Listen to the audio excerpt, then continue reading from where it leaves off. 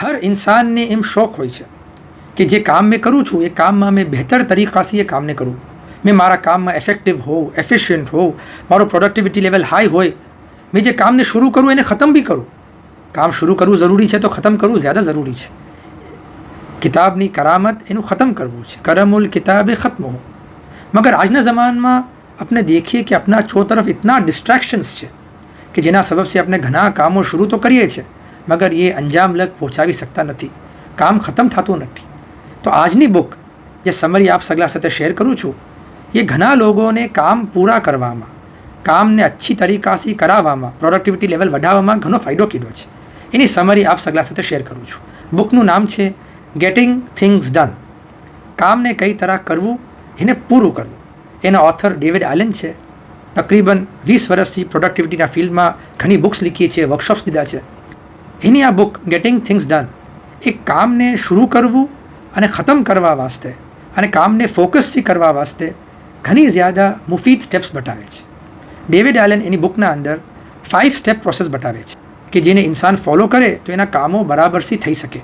આ બુકનું core concept એમ છે કે ડેવિડ આલન એમ લીખે છે કે our mind is made for having ideas, not for storing information. ફક્ત ઇન્ફોર્મેશન સ્ટોર કરવા વાસ્તે આપણું બ્રેન નથી, બલકે આપણા બ્રેનની સગલા કરતાં મોટી કુવત તફક્કુરની છે, સોચવાની છે, પ્લાનિંગની છે. મગર એ પ્લાનિંગના વાસ્તે બ્રેનને ક્લેરિટીની જરૂરત છે. એક એક્ઝામ્પલ લઈએ કે કમ્પ્યુટર હોય, હર કમ્પ્યુટરની એક પ્રોસેસિંગ પાવર છે જેને રેમ કહેવાય છે, રેન્ડમ એક્સેસ મેમરી. જેવારે ઘણા પ્રોગ્રામ સાથે ખુલ્લા હોય તો એ કમ્પ્યુટર સ્લો થઈ જાય, મગર જેવારે સગલા પ્રોગ્રામ્સ બંધ કરી દો તો એ કમ્પ્યુટરની પ્રોસેસિંગ પાવર ઘણું ફાસ્ટ થઈ જાય. એ મતલબ આપણા બ્રેનમાં જ્યારે સગલી ડિસ્ટ્રેક્શન્સ હોય છે તો સોચવાની કુવત કમ થઈ જાય છે, કામો ખતમ કરવામાં ઘણી મુશ્કેલાત આવે છે. એક કામથી બીજા કામ પર આપણે ચલા જઈએ છીએ, ડિસ્ટ્રેક્શનના સબબથી કામ ખતમ થતા જ નથી. તો આપણે આ બુકની 5 સ્ટેપ પ્રોસેસની એક સમરીની શાકિલત પર સમજવાની કોશિશ કરીએ. આ 5 સ્ટેપ પ્રોસેસમાં સ્ટેપ નંબર 1 છે કે કેપ્ચર. તમારા ચો તરફ સગલી જે ચીજો તમને કરવાની છે, જે કામો કરવાના છે, ચાહે તમારા જહેનમાં હોય, તમારા ઓફિસમાં હોય, તમારા ઘરના કામો હોય, એ સગલી ચીજોને એક જગ્યા જમે કરો. ચાહે તમારા નોટપેડમાં હોય યા મોબાઈલમાં લીખી લો યા વધારે અચ્છું કે એક ફિઝિકલ બિન બનાવો, એક બોક્સ બનાવો જેમાં સગલી ચીજો તમે જમે કરી દો. એમાં એમ જરૂરી નથી સોચવું કે હવે કેવારે કરીશ, કરવું છે કે નહીં, હમણાં સોચો ના, ફક્ત સગલા કામોને જમે કરી દો. આ એક જગ્યા કેપ્ચર થઈ જાય. આ સ્ટેપ નંબર 1 છે. હવે સ્ટેપ નંબર 2 શું છે કે ક્લેરિફાઈ. હવે એક એક ચીજ એમાંથી લો, અહીંયા ક્લેરિફાઈ કરો કે આ કામ શું છે. આ ત્યાં 2 ચીજ થઈ શકે છે.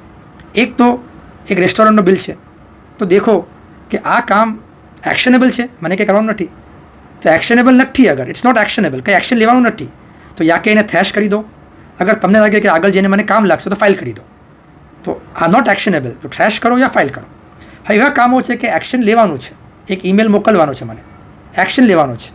તો તમે અગર એમ દેખો, યહ ઓથર એક 2 મિનિટ રૂલની જિક્ર કરે છે કે અગર એ એક્શન 2 મિનિટના અંદર થઈ શકતું હોય, 2 મિનિટ્સના અંદર એક્શન થઈ જશે તો એ જ વખતમાં એ કરી લો. હવે એ 2 મિનિટ્સમાં નહીં થતું તો એમ ફક્ત લીખી દો કે આ ચીજનો નેક્સ્ટ એક્શન શું છે. ફોર એક્ઝામ્પલ, મને મારા ફર્ધર ડેન્ટિસ્ટ પાસે લઈ જવું છે, તો નેક્સ્ટ એક્શન શું છે કે ડેન્ટિસ્ટનું અપોઇન્ટમેન્ટ લેવું, એ લીખી દો. આ સ્ટેપ નંબર 2 તમામ થયો. એક્શનેબલ છે તો 2 મિનિટમાં તો કરી લો, ના હોય તો અમને એ મૂકી દો. અને અગર એ એક્શનેબલ નથી તો યા કે ટ્રેશ કરી દો યા કે એને ફાઇલ કરી દો. હવે જે એક્શનેબલ ચીજો છે જે તમે લીખું છે નેક્સ્ટ એક્શન, એ 3rd સ્ટેપ પર આવે કે ઓર્ગેનાઇઝ. જેટના બી તમને એક્શન્સ લેવાના છે, જે બી કામો કરવાના છે જે 2 મિનિટ કરતાં વધારે લાગે છે, એને ઓર્ગેનાઇઝ કરો. ઓર્ગેનાઇઝ કઈ શાકેલથી થઈ શકે કે ફોર એક્ઝામ્પલ કે એક ફાઇલ હોય જેમાં એમ હોય કે ડેલિગેટ, તો જેટના બી કામો ડેલિગેટ કરવાના છે, કોઈ બીજાને આપવાના છે, એને સાથે મૂકી દો. યા કે એક પ્રોજેક્ટની ફાઇલ હોય કે બધા પ્રોજેક્ટની ચીજો એક સાથે હોય, યા કે એક ફાઇલ એમ હોય કે મને નેક્સ્ટ એક્શન્સ લેવાના છે, એના ફાઇલમાં મૂકી દો. યા કે એક ફાઇલ એવા હોય કે આ કમ્પ્યુટરનું કામ છે તો કમ્પ્યુટરના કામ સાથે મૂકી દો. એક ઓર્ગેનાઇઝેશન કરવાના સબબથી આપણે એક્શન્સ લેવામાં ઘણું આસાની થાય છે. કોઈ કામો એવા હોય કે કેલેન્ડરમાં મૂકી દો કે આ ડેટ પર કરવાના છે. કોઈ પ્રોજેક્ટ બેસ્ડ હોય, કોઈ ડેલિગેટેડ હોય જેને ફોલોઅપ કરવાનું છે, યા કોઈ વખતમાં ટાઈમ બાઉન્ડ હોય. હવે ઘણા કામો એવા બી હશે કે ખબર નહીં કેવારે થશે, તો એ બી ફાઇલ બનાવી દો કે સમ ડે મે બી આ કામો બી કરવાના છે. તો આ સગલી ફાઇલ્સમાં કામોને ઓર્ગેનાઇઝ કરી દો. આ ઓર્ગેનાઇઝેશન ઘણું ઇમ્પોર્ટન્ટ છે. હવે સ્ટેપ નંબર 4 પર આવે છે કે જે કામોની લિસ્ટ તમે બનાવી છે ફાઇલ્સના અંદર, ઓર્ગેનાઇઝ કર્યું છે, એ કામને કરવું શરૂ કરો. અગર કમ્પ્યુટર બેઠા છો તો કમ્પ્યુટરની ફાઇલ લઈને બેઠો. અગર ફોન પર છો તો ફોનના જેટના બી કોલિંગ લિસ્ટ છે એને કોલ કરો. અગર પ્રોજેક્ટના પર કામ કરે તો બધા પ્રોજેક્ટના કામો સાથે કરો. એક સાથે કામ કરવામાં એક ટાઈમ બ્લોક બને છે. જેમાં કામો ઘણા ફાસ્ટ અને ફોકસ તરીકાથી આપણે કરી શકીએ છીએ. તો ઘણી વખત એમાં જ ટાઈમ નીકળી જાય કે નેક્સ્ટ કામ શું કરું. તો આ મિસાલ કામ કરવું શરૂ કરો. અને સ્ટેપ નંબર 5 છે જે ઘણું જ ઇમ્પોર્ટન્ટ છે કે રિફ્લેક્ટ, કે એવરી વીક તમે આ ફાઇલ્સને દેખો કે આ મારા કેટલા કામો થયા અને કેટલા કામો બાકી છે. ઘણીવાર એમ હોય કે આજે જે કામો એક્શનેબલ હતા, કરવાના હતા, એ થઈ ગયા, તો એને તમે ટ્રેશ કરી દો, હવે એના પર કોઈ એક્શન નથી લેવાનું. તો આ મિસાલ રિવ્યૂ કરા કરો.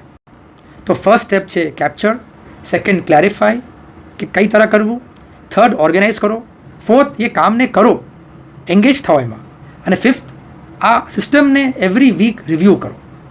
આમ કરવાના સબબથી આપણા કામો પર ઘણું ફોકસ્ડ રહેશે. આપને ખબર છે કે આજે મેં કમ્પ્યુટર પર 1 કલાક બેઠવાનો છું તો કમ્પ્યુટરના સગલા કામો એક સાથે થઈ જશે. મેં પ્લેનમાં છું તો મને કોઈ ડિસ્ટર્બન્સ નથી, તો એ સગલા કામો જે ઇન્ટરનેટ વગર થઈ શકે સાથે થઈ શકે છે. ઘણા કામો એક સાથે કરવામાં ઘણા આસાનીથી થઈ જાય છે. ઓથર એના બુકના અંદર એક કોન્સેપ્ટને જિકર કરે છે કે આપણું માઇન્ડ પાણીની મિસાલ થઈ જાય છે. Mind like water. પાણી કેવું હોય, કેટલું કામ હોય, આપણું માઇન્ડ બી એ મિસાલ કામ થઈ જાય છે. ફક્ત કામો ખતમ થાય, ગેટિંગ થિંગ્સ ડન એટલું જ નહીં, એક પીસ ઓફ માઇન્ડ મળે છે કે હમણાં મેં જે કામ કરી રહ્યો છું એ જ સગલા કરતાં ઇમ્પોર્ટન્ટ છે. બીજા સગલા કામો ફાઇલમાં છે, ઓર્ગેનાઇઝ છે અને મને એને કરવાના છે. તો આ મિસાલ કરવાના સબબથી કામો ઘણા ફોકસ તરીકાથી પૂરા થાય છે. પાણી, વોટર, અગર કોઈ પથ્થર ગીરે બી છે તો રિપલ્સ આવે ને પાછું કામ થઈ જાય. આપણે કોઈ કામ કરી રહ્યા છે અને કોઈ અચાનક કોઈ ચીજ આવી ગઈ તો થોડા રિપલ્સ આવશે, પછી આપણે કામને મૂકી દઈશું તો આપણું માઇન્ડ પાછું પીસફુલી એ કામને જે ફોકસ કરીને કરી શકશે. ગેટિંગ થિંગ્સ ડન એ ફક્ત કામો પૂરા કરવાની એક મેથડ નથી, બલકે પીસ ઓફ માઇન્ડ વાસ્તે બી ઘણી જરૂરી ચીજ છે.